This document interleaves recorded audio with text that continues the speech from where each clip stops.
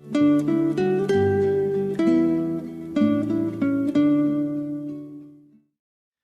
오늘도 이사야서 62장에 기록된 이 말씀을 통해서 하나님께서 주시는 은혜를 우리가 함께 나누기를 원합니다. 여러분, 우리가 지금 매일 새벽마다 이사야서 말씀을 나누고 있지만 사실 이 이사야서는 내용도 길고 굉장히 어려운 성경 중에 하나입니다. 그래서 사람들이 많이 읽지도 않고 자주 보려고 하지도 않습니다. 그런데 지금 우리가 이 이사야서의 흐름과 배경을 알고 한 장 한 장 읽어볼 때 너무나 중요한 예언들과 또 하나님의 구원의 계획들이 잔뜩 기록이 되어 있는 것을 보게 됩니다. 그래서 저는 개인적으로 생각할 때 너무나 중요한 내용들이 많이 기록이 되어 있기 때문에 하나님께서 아무나 읽지 못하도록 진짜 이 하나님 마음을 알고 진리를 깨달은 사람만 이해할 수 있도록 복잡하게 기록해 놓은 것이 아닌가 생각을 해봅니다. 그러나 우리가 이 내용을 제대로 알고 읽으면 이 성도들이 반드시 알아야 할 중요한 예언의 말씀들이 기록이 되어 있습니다. 그래서 이 이사야서는 그 전체 내용을 보면서 그 흐름과 배경을 알고 차근차근 읽어야 합니다. 제가 잠깐 정리를 해드리면 이사야서 1장부터 39장까지는 이스라엘이 왜 망했는가 하는 것을 설명하는 것입니다. 당시의 왕들이나 이 백성들이 하나님과 언약한 것을 잊어버리고 불순종했기 때문에 결국에 말씀에 기록된 대로 나라가 망하게 된다는 것을 말씀하는 것입니다. 그리고 이사야서 40장 이후에는 나라가 망한다고 끝나는 것이 아니라 하나님께서 놀라운 계획을 가지고 있다는 것을 설명을 하는 것입니다. 이스라엘 백성들이 이 바벨론의 포로로 잡혀간 것은 이 백성들이 회개하고 회복하게 되는 기회라는 것입니다. 그리고 이 이스라엘은 다시 돌아와서 만민을 구원하는 이 제사장의 역할을 한다는 것을 말씀하는 것입니다. 그리고 이사야서 60장 이후에는요, 이 회복된 이스라엘을 통해서 이 땅의 모든 백성들이 구원받게 되는 하나님 나라가 이루어지게 될 것을 말씀을 하고 있습니다. 그래서 오늘 본문에는 이 다시 회복되어진 이 예루살렘을 통해 신약교회의 모습을 미리 설명을 하고 있는 것입니다. 하나님께서 이 범죄한 이스라엘을 회복시키시고 돌아오게 하시는 것은 이 하나님과의 계약, 약속 때문입니다. 이 구원의 약속은 어떻게 보면 이스라엘 백성들만 구원하는 언약이 아니라 이 땅에 있는 모든 백성들을 구원하시는 하나님의 언약입니다. 하나님께서는 이 죄인들을 구원하시기 위해 이스라엘을 부르시고요. 또 예루살렘의 평화의 언약을 하신 것입니다. 그런데 이 이스라엘이 불순종함으로 예루살렘은 무너졌고 이스라엘 백성들은 바벨론의 포로로 잡혀간 것입니다. 그런데 하나님께서 이 이스라엘 백성들을 처음 아브라함을 불렀던 것처럼 다시 이 바벨론에서 돌아오게 하시고 그들을 회복시켜 주십니다. 왜냐하면 이 이스라엘 백성들을 통해 만민을 구원하기 위해서입니다. 그래서 여러분 이사야서 62장 1절 말씀에 보시면 하나님께서 예루살렘을 다시 회복시키실 것을 선포를 합니다. 나는 시온의 의가 빛같이 예루살렘의 구원이 횃불같이 나타나도록 시온을 위하여 잠잠하지 아니하며 예루살렘을 위하여 쉬지 아니할 것인즉 이방 나라들이 네 공의를 뭇 왕이 다 네 영광을 볼 것이요 너는 여호와의 입으로 정하실 새 이름으로 일컬음이 될 것이며 너는 또 여호와의 손에 아름다운 관 네 하나님의 손에 왕관이 될 것이라 라고 말씀을 합니다. 여러분 하나님께서 이 이스라엘을 버릴 수 없는 것은 이 이스라엘을 통해 이 땅에 있는 모든 죄인들을 구원할 언약을 했기 때문입니다. 이 이스라엘 백성이 못나고 부족해도 그들을 회복시켜서 이 하나님의 구원의 약속을 이루어 나가시는 것입니다. 그래서 이 나는 시온의 의가 빛같이 예루살렘의 구원이 횃불같이 나타나도록 잠잠하지 않고 쉬지 아니할 것이라 라고 말씀을 하는 것입니다.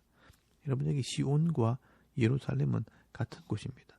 다윗이 처음 시온성이란 이름을 불렀고 원래 이곳은 예루살렘 성이었습니다. 시온이란 말은 요새란 말이고 예루살렘은 평화의 터라는 말입니다. 지금은 이 이스라엘 백성이 불순종해서 바벨론에 잡혀와 있지만 이들을 통해 새 이름으로 일컬음이 될 것이라 이 새 이름으로 부름받는 것은 신약시대 이 교회 공동체, 신약 교회를 말하는 것입니다. 이 이스라엘을 통해 메시아가 나오고 또 이 예수님을 통해 신약 교회가 생긴다는 것입니다. 그래서 하나님께서 지금 이 이스라엘을 통해 미래의 신약 교회를 보여주시고요. 아름다운 관, 왕관과 같다라고 말씀을 하고 있는 것입니다. 그래서 하나님께서는 이런 하나님의 계획들을 설명하시기 위해서 이 당시 이스라엘 백성들이 이해할 수 있도록 헵시바와 뷸라라는 이름을 가지고 설명을 하게 됩니다. 여러분 4절 말씀에 보시면 이 헵시바란 이름이 나오는데요. 이 헵시바는 당시 히스기야의 아내였습니다. 그런데 이 헵시바가 악한 여인이라 이 히스기야는 이 여인을 내쫓아 버립니다. 그리고 얼마 있다가 성경에 보시면요.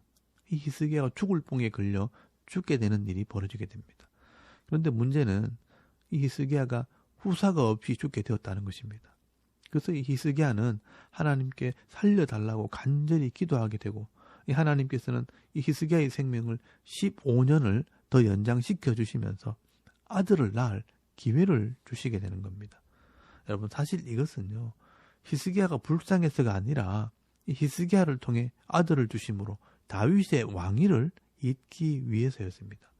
그래서 여러분 열왕기하서 20장 6절 말씀에 보시면 내가 네 날을 15년을 더할 것이며 내가 너와 이 성을 아수르 왕의 손에서 구원하고 내가 나를 위하고 또 내 종 다윗을 위함으로 이 성을 보호하리라 하셨다 하라라고 말씀을 합니다.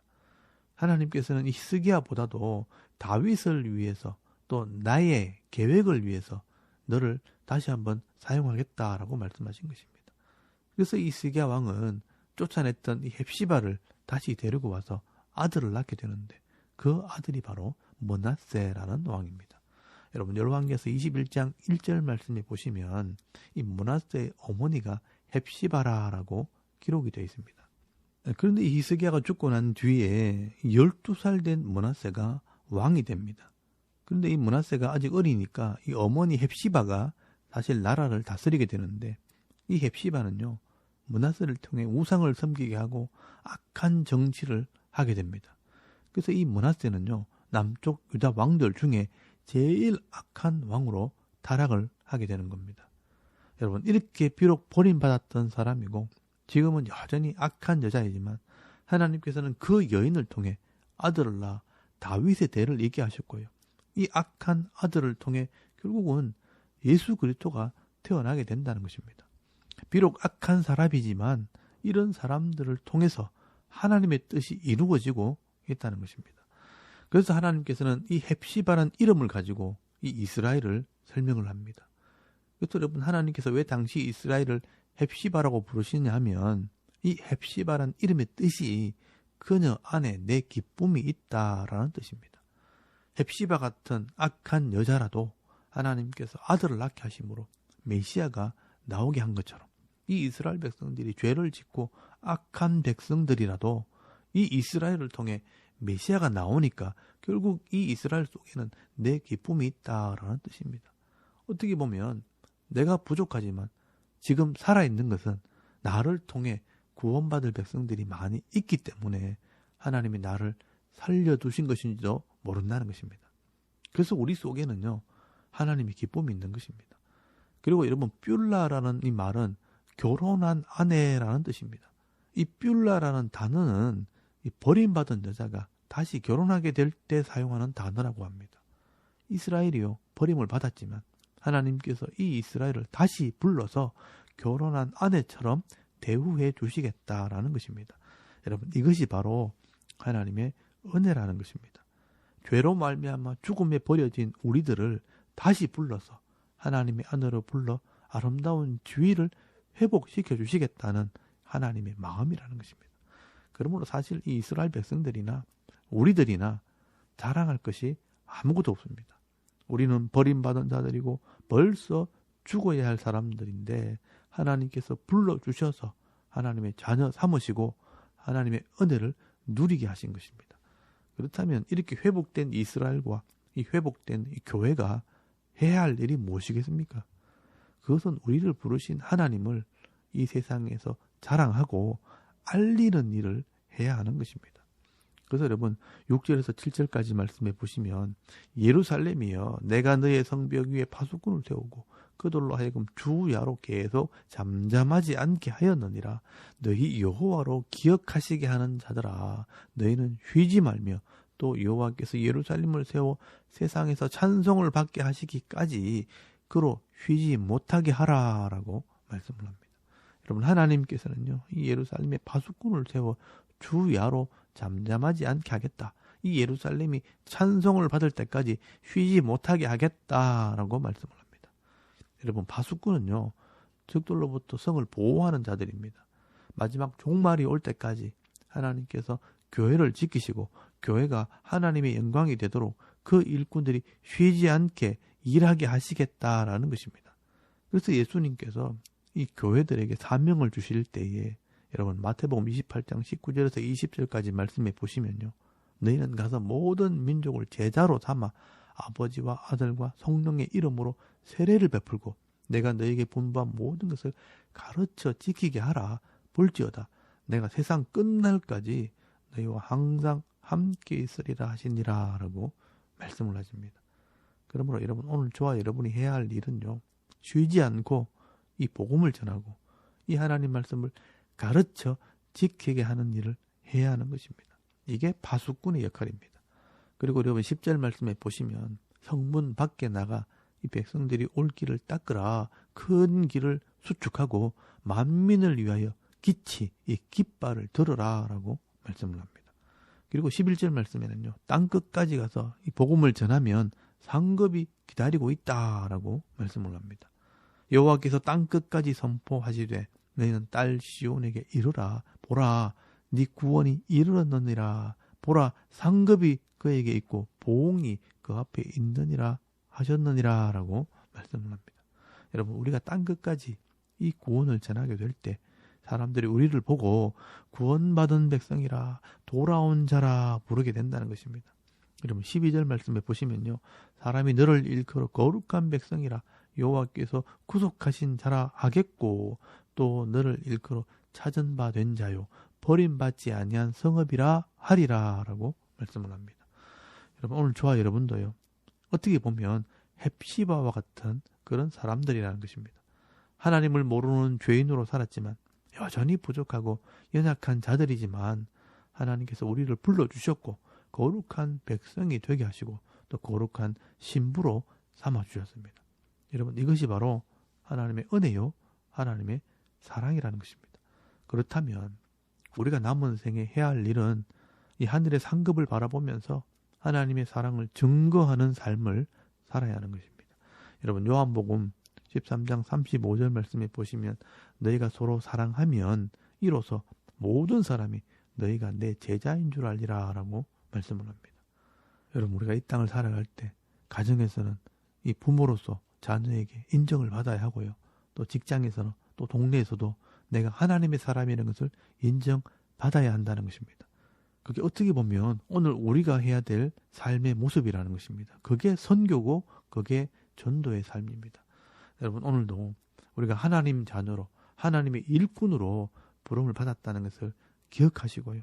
이 하나님의 사랑을 전하고 이웃을 사랑하는 삶을 살아갈 때 이 하나님의 사람으로 칭찬을 받고 또 하나님을 기쁘시게 하는 삶을 살아가는 저와 여러분의 이런 영적인 삶의 모습이 되실 수 있기를 주의 이름으로 축원합니다.